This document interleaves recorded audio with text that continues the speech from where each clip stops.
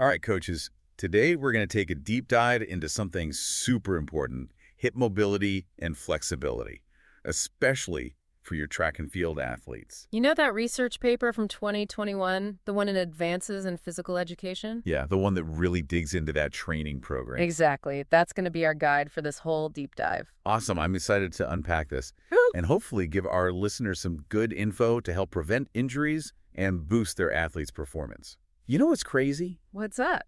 This paper found that non-contact sports, like track and field, they can actually have a really high injury rate. Yeah, you wouldn't think it. Higher than a lot of contact sports. It's true. It's true. We always think about the big hits causing all the issues. Right. But in track and field, it's more about the repetitive motions and the high forces. All that stuff leads to wear and tear. And that's where the hips come in. Exactly. So let's talk hips. Why are they so important for track and field? They're involved in so many movements. Yeah, break it down for us. Think of the hips like the engine driving all your athlete's movement. Yeah. They control stride length, power, stability, the whole thing. Yeah. If that engine isn't running smoothly, well, everything's going to suffer. Right. You start to see those muscle imbalances like the tight hip flexors. Oh, yeah. And then the quads start working overtime trying to compensate. Yeah. And eventually that leads to knee and hip pain. Oh, I've seen that so much in my sprinters. Those tight hip flexors, ugh. It's a constant battle. It's tough. And it's not just the discomfort. Restricted hip motion, it messes with the whole kinetic chain, you know? Right. It forces the pelvis to overcompensate, which can lead to lower back pain. Oh, yeah. And, you know, that can sideline an athlete for weeks. It's crazy how connected everything is. It is. So how do these hip issues actually affect performance on the track or in the field? Well, you have to think about glute activation. When the hips are tight, the glutes, you know, the powerhouse for running and jumping, they can't fire the way they should. I see. And that means less power, less stability, shorter strides, slower times, and a higher risk of hamstring injuries. Makes sense. Those glutes are so important for generating force. Yeah. So we get it. Restricted hip motion is bad news. Definitely. But what can we actually do about it as coaches? Well, this is where that paper comes in handy. It lays out a pretty comprehensive program for improving hip mobility and flexibility just for track and field athletes. Okay, perfect. They divide it into two main categories: mobility exercises and flexibility exercises. Great. I like it. So let's start with the mobility exercises. What do they look like? Well, they start with dynamic movements to warm up the muscles and joints. Makes sense. Things like bouncing in a deep sumo squat, Okay. getting low and pulsing. Got it. That really targets those glutes and hip adductors. Yeah, that's a move they could easily do in their warm-up. Get those hips going right from the start. Exactly. And then they go on to more targeted movements, like moving the hips forward and back. Yeah. Focus on keeping a straight line from head to toe. Got it. Really isolates those adductors and helps lengthen them. Oh, I've done that one. That's harder than it looks. Right. And, you know, we've talked about how hip mobility is linked to spine health. Right, yeah. They've got some exercises to target both, like lying down, knees bent, Mm-hmm. and just rotating those hips side to side. Simple but effective. Yeah, simple is good. It really warms up the spine and gets those core muscles firing. Awesome. These are all things we can easily add to our warm-ups. What about some of the more advanced mobility exercises? They get into some variations of the 90-90 hip stretch. I'm sure a lot of coaches are familiar with that one. Yeah, for sure. But what's interesting is that they emphasize dynamic movement here. Instead of just holding a static stretch, they want the athletes to constantly be shifting positions. Oh, I see. That helps target those deep tissues around the hip joint. So it's about moving through that range of motion, not just holding the stretch. Exactly. And then they get into something called banded joint distraction exercises. Okay, now we're getting fancy. Banded joint distraction. What's that look like? So picture your athlete in a lunge position. They've got a resistance band looped around their hip. Okay. The band actually creates space within the joint, allows for more fluid movement. So it's kind of like giving that joint some breathing room. Yeah, exactly. It gently mobilizes the joint and helps improve range of motion. That sounds really helpful, especially for those athletes who are super tight. It is. Okay, so we've got a good range of mobility exercises from the basic to the more advanced. What about the flexibility stuff? Just as important. And the paper goes over some great stretches. We'll get into that in just a bit.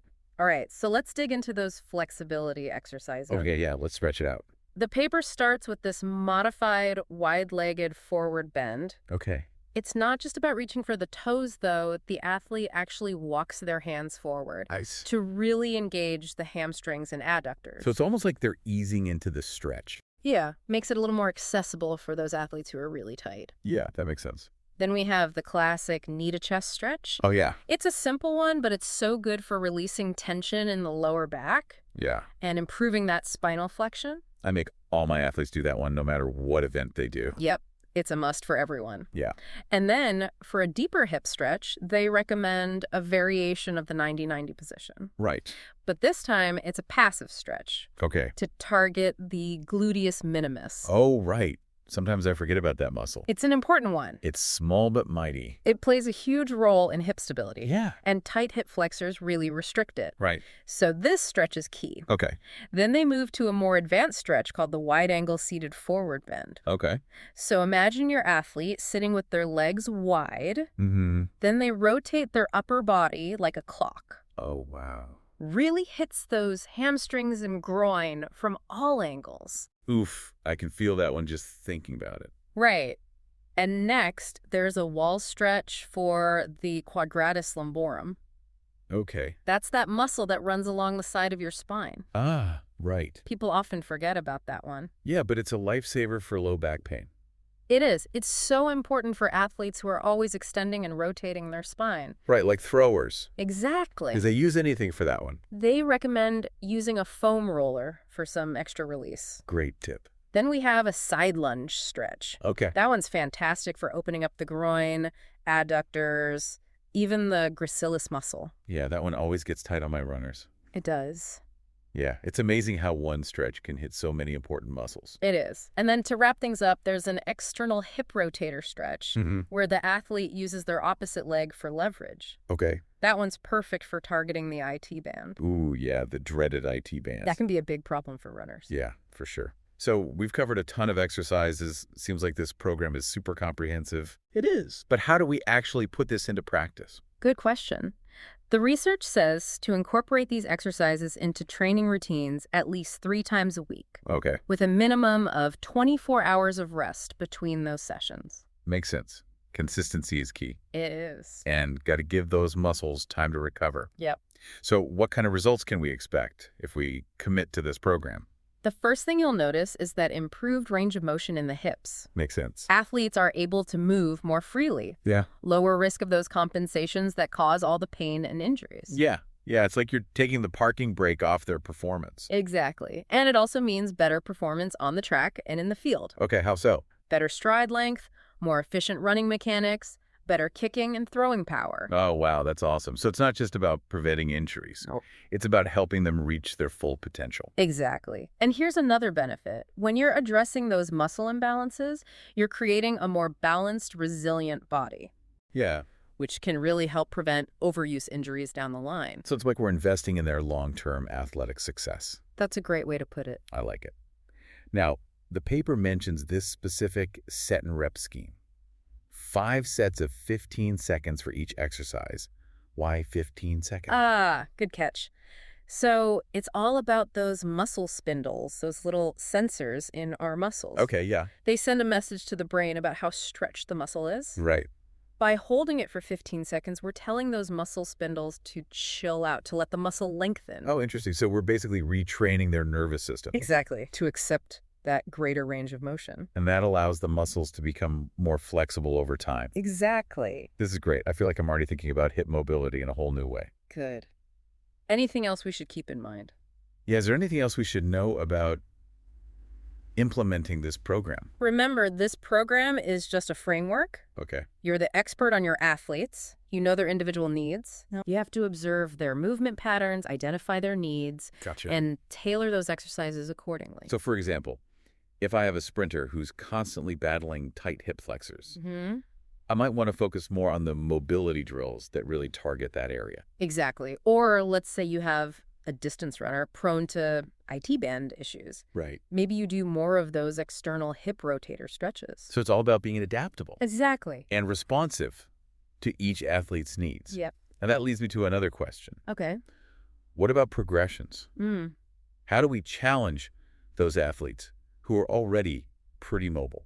That's a great question, and one the paper doesn't fully answer. Okay. That's where your expertise as a coach comes in. Hmm. Maybe we can explore some ideas after a quick break. Okay, so we've got this great foundation of exercises from the research, Hmm.